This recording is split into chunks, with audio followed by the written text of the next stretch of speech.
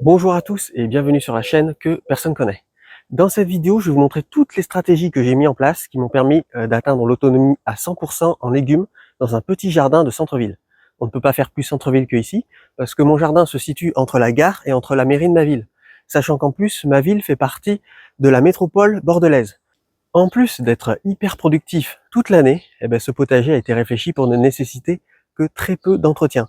C'est-à-dire qu'il n'y a pas besoin de passer sa vie entière à s'occuper de ce potager. Et bien entendu, ici, tout est biologique. C'est-à-dire que la plupart des produits que j'utilise, je les fabrique moi-même. Là, ici, les tomates sont biologiques, le concombre est biologique, le tomatillo, il est biologique, le chou, ici, tout est biologique. Et c'est vraiment un mélange et une diversité de plantes. Allez, je vais vous montrer ça tout de suite, c'est parti.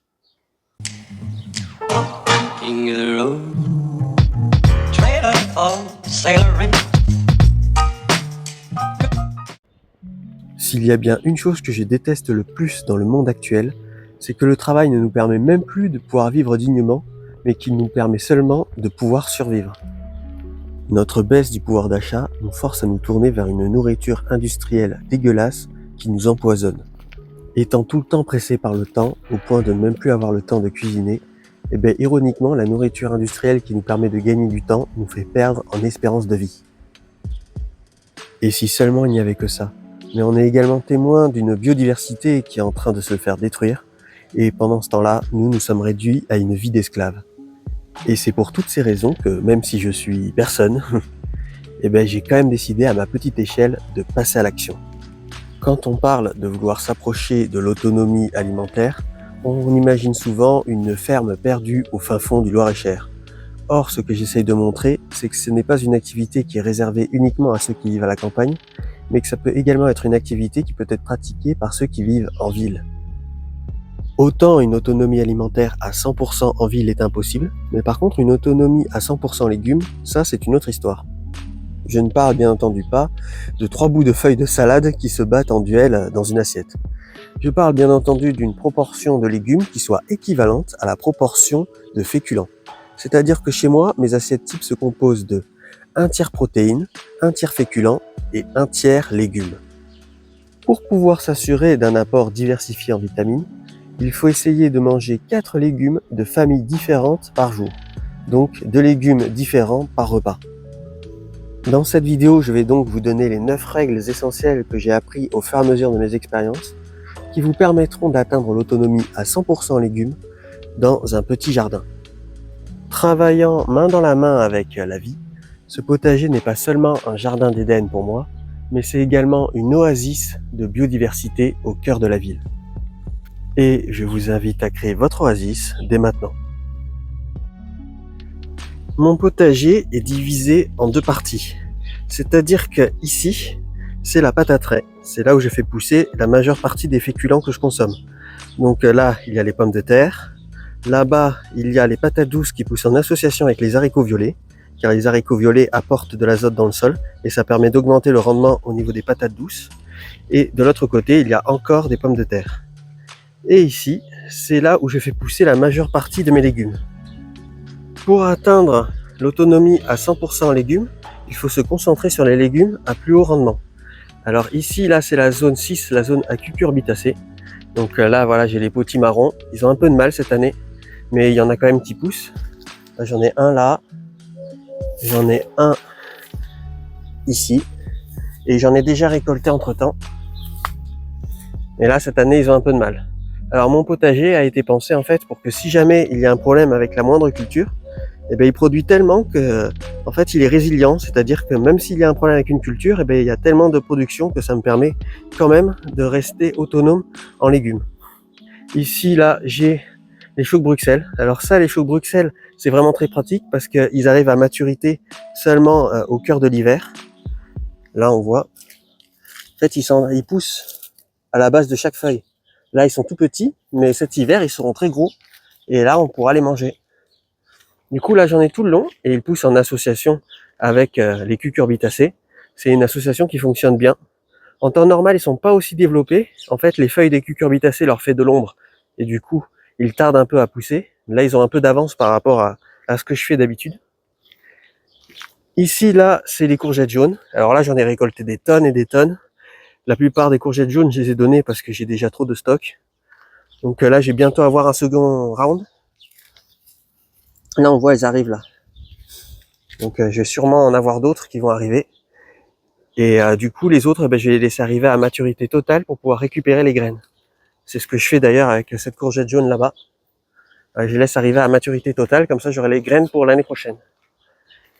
Là, ici, c'est là où je fais pousser les légumes racines. Alors j'y pratique un compostage de surface sur cette zone-là. Donc là, on peut voir qu'il y a un peu mes déchets un peu partout. Du coup, là, ça, c'est les betteraves. Alors je les ai déjà ramassées, il en reste quelques-unes, des petites. Là, c'est les panais. Là-bas, c'est les poireaux perpétuels. Et là, c'est les carottes.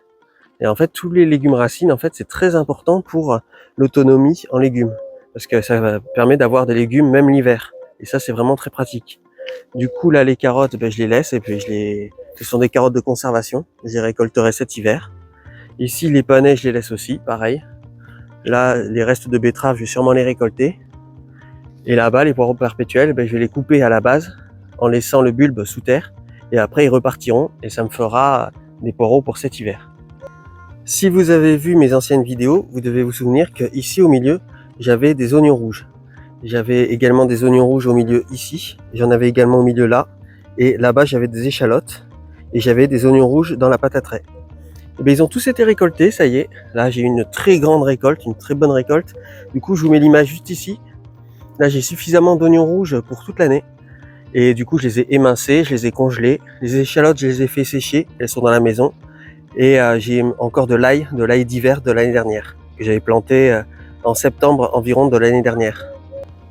Ici, j'ai la bande de culture numéro 4. Alors comme on peut le voir, je fais pousser mes plantes sur des structures. Ça permet de rajouter de la verticalité au potager et de faire pousser plus de plantes sur une même surface, et que tout pousse à la verticale. Alors je fais toujours le même schéma, c'est-à-dire qu'il y a des structures pyramidales de chaque côté. C'est là où je fais pousser les tomates. Les tomates cerises en début de ligne, parce que du coup elles sont plus faciles d'accès. Vu que la maturité arrive de façon éparse, et bien, vu que c'est dans l'allée centrale, c'est plus facile à ramasser. Et là-bas, je fais pousser des tomates gros calibre. Alors là-bas, ce sont des tomates ananas. D'ailleurs, on peut voir, il y en a pas mal à récolter. J'irai les récolter tout à l'heure. Et après, sur chaque structure, je fais pousser 3 pieds de concombre. Alors là, il y en avait un, mais je crois qu'il est mort. Là, il y en a un ici, là qu'on voit, qui pousse là, avec des gros concombres. Et là, j'en ai un ici également. Alors d'ailleurs on le voit là, il y a un concombre juste ici. Alors ces concombres là, je vais les laisser arriver à maturité totale, parce que ça c'est le meilleur pied de concombre de cette année. Donc voilà, je les laisse arriver à maturité totale pour récupérer les graines. Dans mes bandes de culture, je fais toujours pousser 2 plantes couvre-sol. Alors il y a une grosse couche de paillage en fait par-dessus, ça permet de limiter le désherbage. Comme on peut le voir, j'ai aucun désherbage à faire. Là c'est vraiment propre, c'est vraiment net. Là, il y a juste peut-être 3 brins d'herbe ici qui se battent en duel. Voilà. Mais là, c'est vraiment... En plus, le désherbage est très facile, du coup, vu qu'il y a une bonne couche de paillage. Ça permet également de limiter les arrosages et puis ça fertilise le sol. Du coup, je n'ai pas besoin de rajouter du terreau chaque année. Donc voilà, il y a le paillage. Puis, il y a la plante couvre-sol. Il y en a toujours 2. Alors ici, c'est un pied de melon qui couvre le sol et qui permet d'éviter que le sol s'assèche trop vite. C'est le premier rempart au soleil. Et je plante toujours des fleurs un peu partout. Comme là, ici, ce sont des capucines naines et ça permet d'attirer les pollinisateurs. Alors je mélange tout. Là, il y a un chou frisé, là, il y a une aubergine, là-bas, il y a un tomatillo. Et le fait de tout mélanger comme ça permet d'éviter qu'il y ait trop de prédateurs. Les prédateurs se repèrent à l'odeur et le fait que tout soit mélangé, ça permet de brouiller les pistes. Et puis en plus, chaque plante ne consomme pas exactement les mêmes nutriments. Donc elles ne se font pas trop de compétition. Il y a juste une compétition racinaire. Mais si on espace bien les plantes, on peut vraiment éviter la compétition. Là, vous voyez, il y a une petite aubergine qui pousse ici. Ah, petite, hein, elle commence à arriver, elle commence à avoir un gros calibre. Si vous voulez atteindre l'autonomie en légumes à 100%, il vous faudra absolument du chou. Alors le chou, c'est une composante essentielle. Moi, je vous recommande 2 espèces. Alors ici, il y a le chou cal frisé. Alors il est très intéressant parce que vous le plantez au printemps. Après, vous le mangez pendant l'été, vous le mangez pendant l'automne, vous le mangez pendant l'hiver et vous le mangez pendant le printemps suivant. En fait, c'est une plante bisannuelle et au printemps suivant, en fait, il montera en fleurs et du coup, il ne sera plus assez intéressant. Et je vous recommande un autre chou qui est ici. Alors ça, c'est un chou perpétuel. C'est le chou d'Aubenton. On le plante qu'une seule fois et on en mange pour toujours. C'est-à-dire qu'il sera toujours là. Alors il faut savoir qu'au bout de quelques années, il risque d'un peu moins produire. Il faudra donc faire des boutures. Il faudra couper les branches là où elles sont un peu vieilles. Et après, les planter dans des pots avec de la terre pour la faire repartir. Et du coup, vous retirez le pied, vous le remplacez par un pied tout neuf. Et ça permet de manger toute l'année. Toute l'année, vous en avez du chou. Là, et ça pendant plusieurs années. Hein. Une fois qu'il est implanté, vous en avez pendant plusieurs années. Et ça toute l'année, toute l'année. C'est très intéressant. Vous avez également la blette. Alors ça, la blette, je vous recommande absolument au potager. Ça aussi, c'est une plante bisannuelle. C'est-à-dire que vous le plantez, vous le mangez l'été, l'automne, l'hiver, puis le printemps suivant. Très intéressant, la blette. Et ce sont deux aliments, en fait, il faudra tout le temps faire pousser. Comme autre plante essentielle au potager, il y a la salade.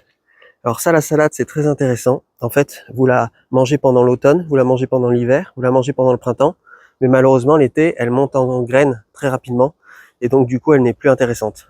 Mais pendant une bonne partie de l'année, c'est un aliment de base. Très intéressant. En fait, je voudrais casser une idée reçue au potager. C'est qu'un potager, ce n'est pas seulement que de mars à septembre. Il faut qu'il produise en permanence, même l'hiver. Il ne faut surtout pas négliger le potager d'hiver. Moi, mon potager, toutes ces bandes-là, tout l'hiver, elles produisent également de la nourriture. Et par contre, cette autre partie-là, elle ne produit rien, parce qu'en fait, vu que l'Est est là, le soleil se lève à l'Est, là c'est le Sud, et là c'est l'Ouest, en fait, cette partie-là de mon potager l'hiver, elle est totalement à l'ombre, donc elle ne produit rien. Mais par contre, là, cette partie-là, elle produit en permanence toute l'année. Vous allez d'ailleurs me voir bientôt faire le potager d'hiver. Ici, c'est la bande de culture numéro 3. Alors, c'est la bande de culture expérimentale de cette année. À savoir que sur cette bande de culture, sur la 3 et sur la 1, je n'y ai effectué aucun travail du sol. Alors que sur les autres bandes de culture, la 6, la 5, la 4 et la 2, là, j'y ai en fait travaillé le sol à la grelinette et à la bêche, et j'y ai implanté du fumier de cheval en profondeur. Alors que sur la bande 1 et la bande 3, en fait, là, je n'y ai fait que mettre du fumier de cheval en surface, en fait, et je l'ai laissé se décomposer. Du coup, voilà, ce sont mes bandes expérimentales de cette année, et je vais voir si vraiment le travail du sol est nécessaire. Et si on regarde bien, en vérité, il n'y a pas de très grande différence entre d'une bande à l'autre, alors que pourtant elles sont côte à côte. Elles bénéficient du même ensoleillement, même par rapport à celle-là, la bande 2, il n'y a pas de très grande différence. Alors du coup, je pense qu'à partir de maintenant, je vais peut-être arrêter le travail du sol et gagner encore plus de temps au potager. Là, on voit que les pieds de tomates cerises sont même en meilleure forme ici que là. Les pieds de tomates, là, ils sont en moins bonne forme, alors que pourtant j'ai travaillé la terre pendant tout l'hiver, que là. Là, ils sont en meilleure forme. Donc voilà, je pense que là, à partir de maintenant, je vais arrêter de travailler mon sol parce que j'ai l'impression que ça sert pas à grand chose au final. Et on peut voir les aubergines, ça pousse bien. Là, le chou frisé, il est un peu moins gros, mais ça doit être à cause de l'ensoleillement. Là, j'ai de la blette. Là, j'ai un pied de melon, ici. D'ailleurs, avec un petit melon qui arrive. Donc en vérité, est-ce que c'est vraiment nécessaire de travailler son sol? Je ne pense pas au final. Voilà, là j'ai des œillets d'Inde, ici. Ils sont très beaux. Là, j'ai un poivron, là j'ai de la blette. Là, j'ai tomatillo. Ça, les tomatillos, c'est vraiment bien. C'est des genres de tomates cerises, en fait. Et ça a un goût très très fort. C'est vraiment très bon. C'est de la même famille que le physalis. On s'en sert pour faire la sauce mexicaine. Donc ça, moi, je vous recommande, tomatillo. Ici, j'ai des tomates cœur de bœuf allongées. Ici, j'ai un chou de banton, comme tout à l'heure. Là, j'ai de la blette. Là-bas, j'ai un concombre qui tire la tête un peu. Donc, franchement, nickel. J'ai de l'artichaut ici. Donc voilà, ça c'est la bande 3. À côté de la bande 3, ici, j'ai une structure où je fais pousser ici de la vigne. Là, elle va bientôt arriver à maturité. Et de l'autre côté, j'ai un rosier grimpant. Au pied de cette structure, j'ai une mini bande de culture. Bon, là, on la voit pas trop parce qu'elle a été recouverte par la végétation. Mais là-dedans, j'ai fait pousser des poires de terre, yacon. Là, on voit. Alors, les poires de terre, c'est une plante perpétuelle. C'est-à-dire, comme le chou de menton, une fois qu'il est implanté, elle sera là pour toujours. Et en fait, ça se récolte l'hiver. Du coup, là-dessous, il va y avoir des rhizomes de racines. Et les grosses racines, on les récolte et on les mange. Et c'est vraiment délicieux. Donc ça permet vraiment de se nourrir l'hiver. C'est vraiment une plante très intéressante.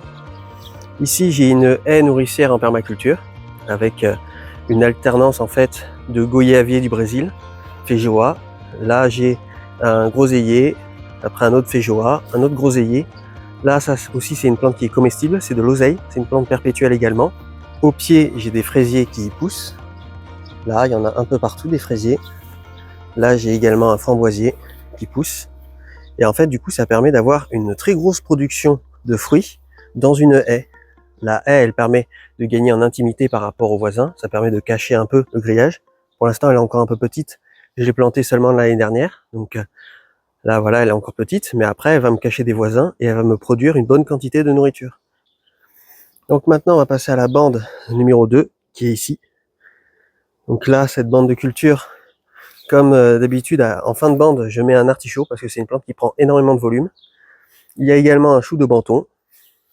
En fait, voilà, il y a des artichauts, vu que c'est une plante qui prend beaucoup de volume, elle se situe toujours en bout de fil, à la fin de la bande de culture.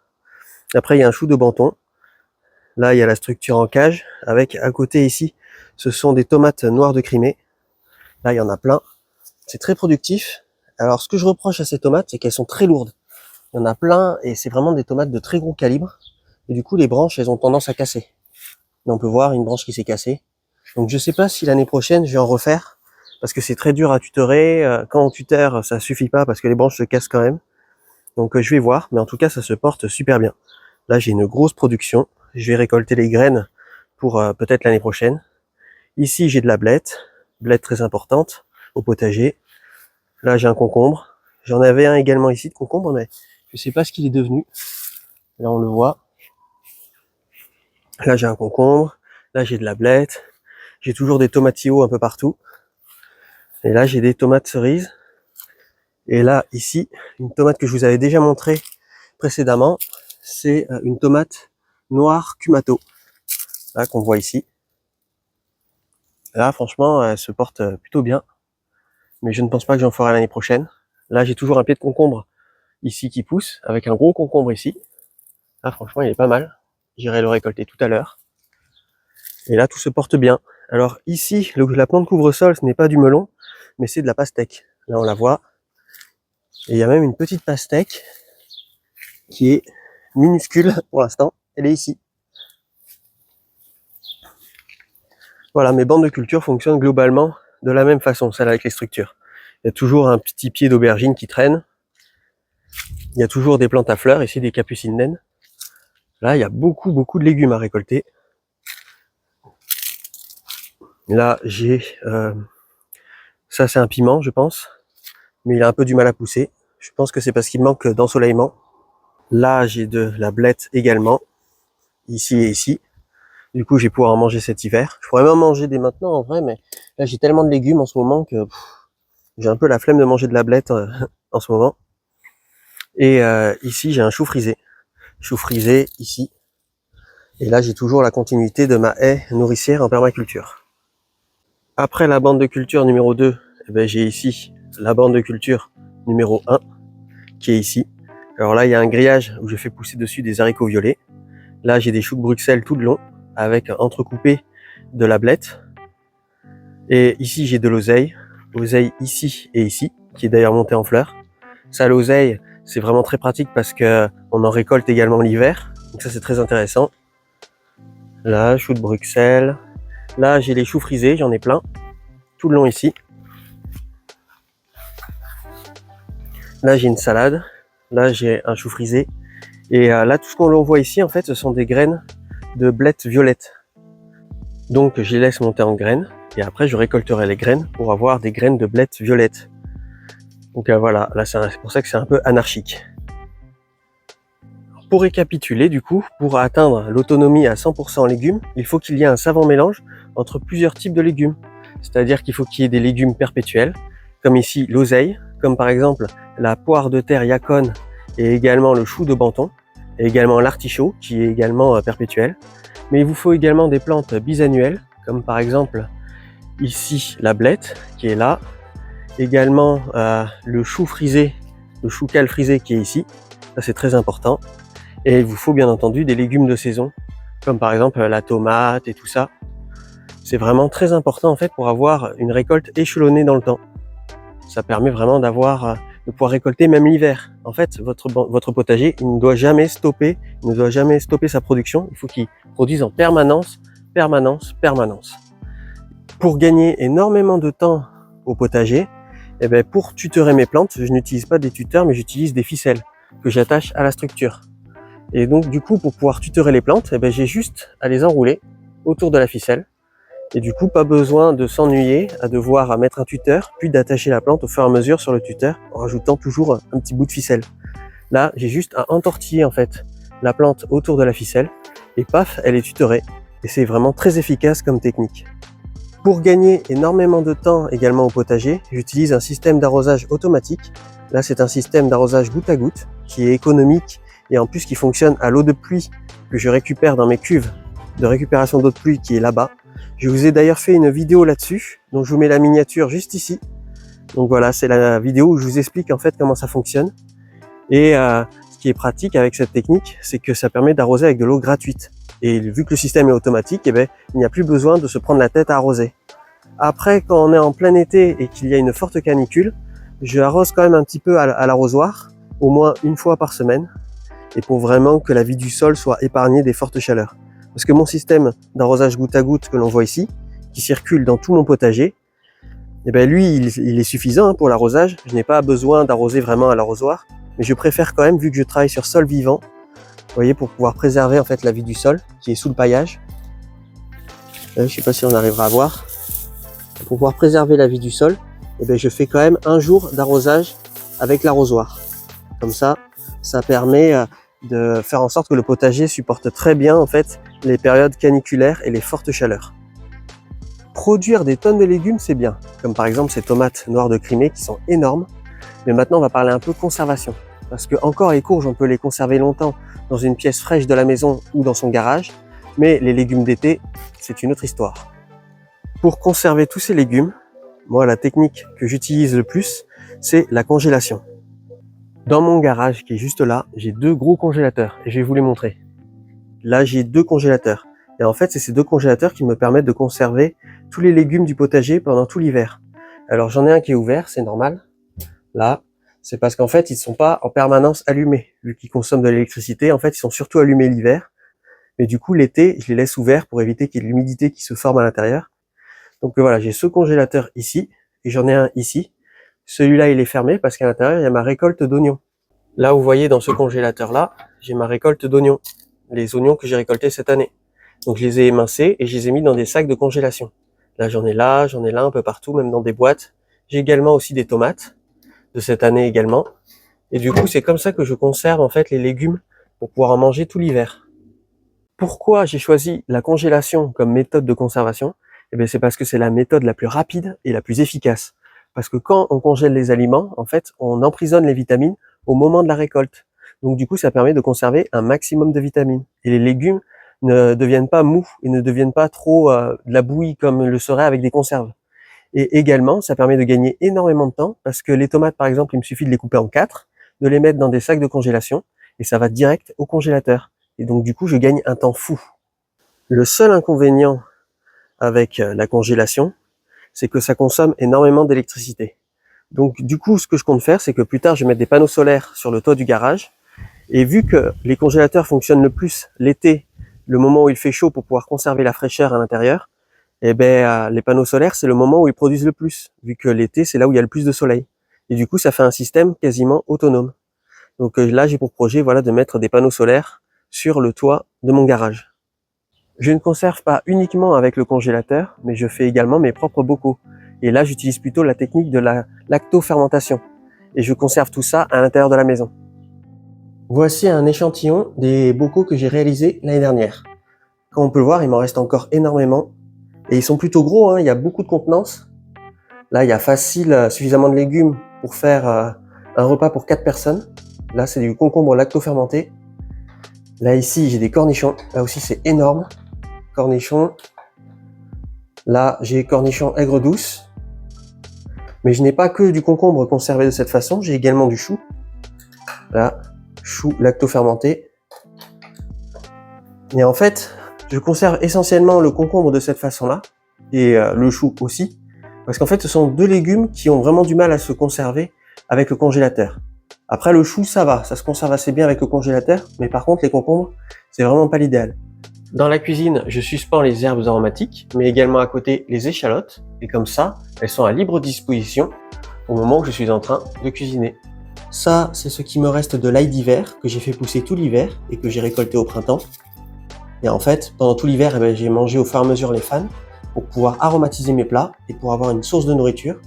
Et après, je conserve l'ail sous forme séchée, comme ça, et comme ça, j'en ai toute l'année.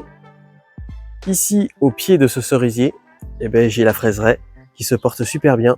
Il y avait plein de fraises, mais par contre, hier ou avant-hier, j'avais vraiment trop faim. Donc du coup, je suis venu et j'ai mangé toutes les fraises. Je sais pas s'il en reste d'autres. Il en reste une petite ici. Elles étaient vraiment délicieuses. Donc ici, ce sont des fraisiers Marat des Bois, avec des petites fraises un peu partout, qui sont plutôt de petit calibre. Là, que l'on voit ici. Et ici, ce sont des fraisiers avec gros calibre qui s'appellent les fraises Charlotte. Et là, je les ai toutes mangées. Si vous avez vu mes vidéos précédentes, vous savez que ici, je teste une technique de permaculture qui s'appelle l'arbre à 2 récoltes. C'est-à-dire que j'y ai planté au pied de ce cerisier un pied de vigne que je fais pousser à l'intérieur du cerisier et qui colonise petit à petit le cerisier. Et en fait, ce que je fais, c'est que quand la vigne monte trop haut, je rabats les branches de vigne pour qu'elles s'accrochent en fait aux branches du cerisier les plus basses pour que la récolte soit le plus facile possible. Du coup, là, j'ai eu une énorme récolte de raisins cette année. Ça a très bien marché. Donc, du coup, maintenant, je peux vous garantir que l'arbre à 2 récoltes, cette technique-là fonctionne très bien. Ça fait 2 ans que j'avais planté ici ce pied de vigne. Et là, cette année, j'ai une très grosse récolte. Malheureusement, j'ai pas eu le temps de filmer parce que je voulais pas que le raisin pourrisse. Là, on peut voir qu'il y a encore une grappe là-bas. Mais là, tous les grains ont pourri, malheureusement. Alors, on la voit, la grappe, juste ici. Dans la pataterie qui est juste ici, là, j'ai planté ici, il y a pas longtemps, des pommes de terre. Donc voilà, j'ai travaillé la terre, j'ai rajouté du fumier de poule. Après, j'ai mis une bonne couche de paillage. J'ai installé mon système d'arrosage goutte à goutte un peu partout. Et du coup, là-dessous, j'y ai planté des pommes de terre de conservation pour cet hiver. Tout le long de la clôture, là-bas, j'ai des topinambours qui poussent. Alors ça, les topinambours, c'est très intéressant au potager parce que c'est une plante perpétuelle. Ça repousse chaque année et ça permet de récolter des légumes l'hiver. Là, sous chaque tige de topinambour, on ne dirait pas, mais il peut y avoir jusqu'à un seau entier de topinambour. Ça fait une énorme production de légumes pour pouvoir manger l'hiver. Donc à côté de la zone A, il y a la zone B. Alors la zone B, je fais pousser sur un filet ici des haricots violets. Alors pourquoi des haricots violets? Ce sont les meilleurs pour la congélation. En fait, d'habitude sur les haricots verts, il y a des fils de chaque côté qu'il faut enlever. Et sur les haricots violets, il n'y a pas de fil. Donc ça veut dire que je les récolte directement ici sur les pieds. Là, j'ai 3 filets en fait. Là, je les récolte directement et je les mets directement au congélateur. Je les mets directement dans des sacs de congélation après les avoir un peu rincés pour nettoyer au cas où il y a des impuretés. Et après, je mets ça au congélateur et ça se conserve hyper bien. Et après, il suffit de les mettre dans de l'eau bouillante et de les manger. Donc là, voilà, j'ai les pommes de terre et là, j'ai les patates douces qui poussent ici. Alors du coup, les pommes de terre, j'en mange toute l'année. Et après, en décembre, je mange les patates douces. Là, j'ai des patates douces ici. J'ai des patates douces qui poussent ici. J'ai des patates douces qui poussent ici. Donc voilà, les patates douces qui poussent en association avec les haricots violets. Ça, les haricots violets, et même les haricots verts en règle générale, c'est hyper productif. Vous voyez, ça fait des tonnes de haricots et ça en produit des tonnes et des tonnes. Celui-là, en plus, c'est un grimpant. Normalement, il peut grimper encore beaucoup plus haut. Et malheureusement, mes filets, ils sont un peu petits. Donc souvent, il passe et repasse et repasse. Et ça fait des énormes productions. Et je vais profiter de ça pour vous parler d'un truc hyper important pour avoir l'autonomie à 100% en légumes. C'est de pratiquer ce qu'on appelle un itinéraire de culture. Alors, si vous avez vu ma vidéo précédente, ici, ce n'était pas des haricots violets qui poussaient, mais c'était des petits pois. Du coup, là, les petits pois, c'est fini. C'était des petits pois nains, petits pois gourmands nains. Donc voilà, je les ai récoltés. La culture a été clôturée. C'est fini. Et maintenant, j'enchaîne directement sur des haricots violets. Du coup, ça permet de produire pendant très longtemps. C'est-à-dire que dès le printemps, je produis des petits pois très rapidement. Après, je récolte les petits pois. Alors moi, je mange tout. Je mange la cosse et je mange le petit pois qui est à l'intérieur. Donc voilà, je récolte les petits pois. Je les mange et je les congèle si j'en ai trop. Et après, une fois que la culture de petits pois est finie, c'est-à-dire que vu que je plante des petits pois nains, ils s'arrêtent qu'à une certaine hauteur. Et du coup, à un moment quand ils finissent par s'arrêter, je sais qu'il va falloir que j'enlève tout et que je remplace par des haricots violets. Et du coup, ça permet ainsi d'avoir un enchaînement de cultures sur ces filets et de produire énormément de légumes. Et du printemps jusqu'à tard dans l'année, jusqu'en septembre. Donc là, j'ai un filet avec des haricots violets ici. Et du coup, ces haricots violets ici, eh ben, je ne vais pas les récolter. Je vais les laisser arriver à maturité totale pour pouvoir récupérer les graines. Je vais également faire ça ici, dans la zone 1, la bande de culture numéro 1, où là aussi, je vais laisser les haricots violets arriver à maturité totale pour récupérer les graines pour l'année prochaine. Parce que l'année dernière, j'avais pas fait assez de graines. Et du coup, j'étais un peu ennuyé. Et cette fois-ci, j'aimerais bien avoir un gros stock de graines de ces haricots violets. C'est vraiment très pratique. Ici, j'ai toujours les patates douces qui poussent. Ça pousse tranquillement. Et de ce côté, j'en ai planté également. Mais là, j'ai l'impression que les patates douces n'ont pas pris. Vous voyez, les pieds sont plutôt petits. Ils ont du mal à prendre. Encore celui-là, ça va. Mais si on compare par rapport à cela, c'est pas la même limonade. Donc là, c'est la zone C. Là, c'est la zone D. Là, j'ai des pommes de terre qui poussent un peu partout. Ça, c'est parce que l'année dernière, j'avais fait pousser mes pommes de terre ici. Et il me reste encore des petites pommes de terre sous terre qui ont repris. Donc, je les laisse faire leur vie. Et ici, j'ai de nouveau des patates douces. Et là, malheureusement, elles n'ont pas pris. Ça arrive. Elles sont encore petites. Là, on voit. Donc, on sait jamais. Peut-être que ça va prendre plus tard. Après, normalement, j'ai suffisamment là de récolte. L'année dernière, j'avais seulement cette bande-là de patates douces qui avait prise. Et là, j'avais une récolte énorme. On en avait mangé pendant une bonne partie de l'hiver. Et on avait même mangé des patates douces pendant le repas de Noël. Pour 11 personnes. Donc c'est vraiment très productif. Ici, j'ai une structure avec du raisin. Là, on le voit, le raisin. Qui est mûr, mais malheureusement, pour l'instant, ce sont des petits grains. Donc je pense que vu que c'est la seconde année où il est implanté ici, je pense que l'année prochaine, il y aura des plus grosses récoltes. À côté de cette structure avec le raisin, ici, j'ai des poires de terre Yacon, plantes perpétuelles, qu'on mange l'hiver. Et là, ici, on ne dirait pas, mais j'ai des crosses nues du Japon. Alors là, elles sont en train de passer un peu. Et du coup, ça fait des tubercules qui sont sous terre qu'on récolte également l'hiver. Là, j'ai des crosses nues du Japon ici. Et j'en ai également ici. Et vous voyez là, ça, ce sont des crosses nues du Japon. Ça, je vous montrerai cet hiver quand je les récolterai. Là, on le voit, il y a toujours des topinambours tout le long ici. J'en ai également ici qui poussent. Et là, ici, j'ai une autre plantation de pommes de terre. Là-dessous, il doit y avoir des tonnes et des tonnes de pommes de terre. Là, j'ai mis la litière de mes différents animaux de compagnie, de mes poules, de mes cochons d'Inde. Comme ça permet de faire un butage avec la litière et un bon paillage, un paillage enrichi. Donc là-dessous, il y a des tonnes de pommes de terre.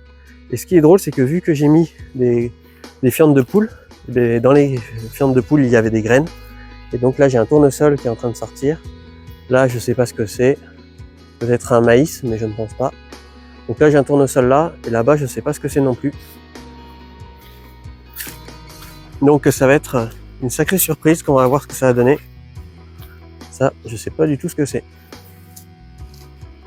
Comme vous pouvez le constater, mon potager a beau être un petit potager de ville, et il produit énormément de légumes. Et du coup, dans cette vidéo, comme pour chaque vidéo sur le potager, on va ramasser une cagette entière de légumes. J'ai même pris une plus grande cagette parce que là, je pense qu'on va avoir énormément de légumes. Les potimarrons, je les laisse grossir. La courgette jaune là-bas, je vais la laisser pousser au maximum pour pouvoir récolter les graines pour l'année prochaine. Les carottes, je les récolterai cet hiver, pareil pour les panais. Donc là, on va aller ramasser les tomates ananas qui sont là-bas parce que ça commence à peser vraiment sur les pieds de tomates. Et là, les concombres, on va les laisser sur le pied pour qu'ils arrivent à maturité totale. Comme ça, j'aurai des graines pour l'année prochaine. Là, je pourrais récolter du chou calfrisé, mais je vais le laisser parce qu'en vérité, je vais avoir trop de légumes déjà. Donc, je vais lui laisser toutes ses feuilles. Là, l'aubergine est trop petite. Et là, je vais récolter des tonnes de tomates cerises. Bon, j'ai fini de récolter la bande numéro 4. Là, on peut voir, ça fait déjà une sacrée récolte. Maintenant, je vais récolter la bande numéro 3. La bande numéro 3 a été récoltée. Là, la cagette commence à bien se remplir. Maintenant, on va passer à la bande numéro 2. Et voilà, j'ai terminé de récolter la bande 2. Alors là, il y a plein de tomates. Je me suis surtout concentré dans les tomates, parce que si je récolte le chou, et la blette, et les tutti quanti, je m'en sors pas. Alors, tomate ananas, tomate cœur de bœuf allongée, tomate noire de Crimée, tomate cumato. Là, les rondes, là, ça c'est les tomates cumato. Concombre, la tomate cerise poire jaune, tomate cerise de mon oncle Alfred, et là, tomatillo. Et voilà, ça c'est juste les tomates, avec les concombres et les tomatillos. Mais à chaque fois, je n'attends pas de faire une vidéo pour pouvoir ramasser les légumes, parce que j'ai déjà une autre cagette de tomates, ça c'est les tomates de la serre, sachant qu'il m'en reste encore plein à l'intérieur de la serre. Et sûrement demain, je ramasserai ici les haricots violets qui sont là. Là, j'en ai au moins pour 2 autres cagettes supplémentaires. Là, j'en ai partout. Mais ça attendra demain. Vous voyez, mon petit potager de centre-ville plus la serre, ça nous permet d'être 100% autonome en légumes. Et ça, toute l'année, pour 2 personnes. Sans parler qu'on a la pâte à trait pour les féculents. Et on a le poulailler là-bas qui nous produit 50% de notre consommation en viande.